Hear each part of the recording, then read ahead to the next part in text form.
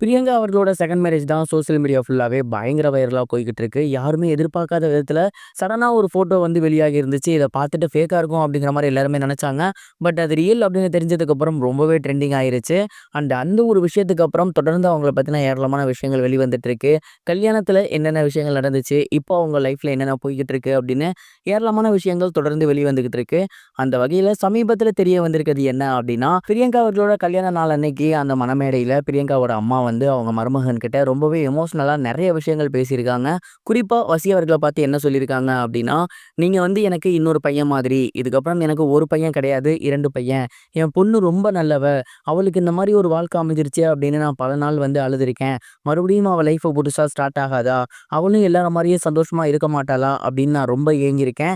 அந்த கடவுள்கிட்ட வேண்டுன அத்தனைக்கும் சேர்த்து இப்ப நீங்க வந்து நிக்கிறீங்க.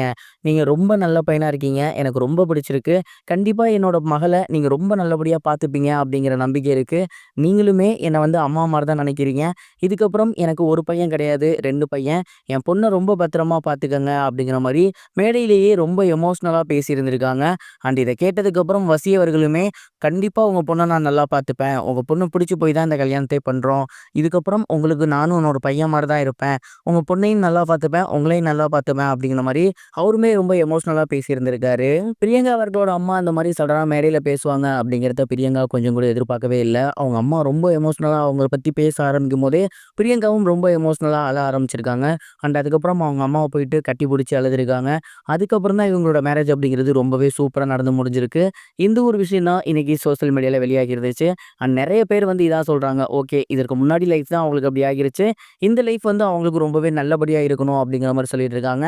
பிரியங்கா அவர்களோட இந்த ஒரு செகண்ட் மேரேஜ் லைஃப் ரொம்பவே நல்லபடியா இருந்தா எல்லாருக்குமே சந்தோஷம் தான். இது ஒரு புறம் இருக்க, ஆக்டர் பாபி சிம்ஹா அவர்களுடைய கார் ஆக்சிடென்ட் ஆகி கிட்டத்தட்ட 6க்கும் மேற்பட்டவர்கள் படுகாயம் அடைஞ்சிருக்காங்க அப்படிங்கிற தகவல் சமீபத்தில் வெளியாகி சோசியல் மீடியால ரொம்பவே வைரலா போய்கிட்டு இருக்கு. தமிழ் சினிமால இருக்கக்கூடிய ரொம்ப நல்ல ஆக்டர்ஸ்ல பாபி சிம்ஹா அவர்களுமே ஒருத்தர். அண்ட் இப்ப ஏகப்பட்ட மொழிகள்ல நிறைய படங்கள் பண்ணி வந்துட்டு இருக்காரு. சமீபத்துல கூட சலார் படத்துல ரொம்பவே முக்கியமான ஒரு கேரக்டர் பண்ணி வந்திருந்தாரு. அண்ட் தொடர்ந்து ஏகப்பட்ட படங்கள் அடுத்தடுத்து பண்ணி வந்துட்டு இருக்காரு.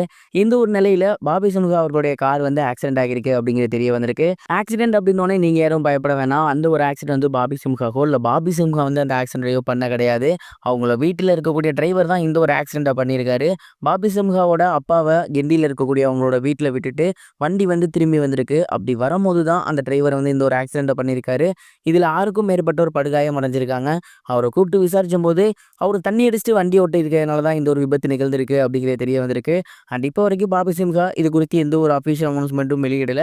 இது இப்போ சோசியல் மீடியால ரொம்பவே வைரலா போய்க்கிட்டு இருக்கு. இதுவரைக்கும் கனெக்டிங் டிவிக்கு சப்ஸ்கிரைப் பண்ணனா மறக்காமல் சப்ஸ்கிரைப் பண்ணிக்கங்க. உடனடி அப்டேட்ஸ் பெறுவதற்கு நோட்டிஃபிகேஷன் பெல்லையும் கிளிக் பண்ணிக்கங்க.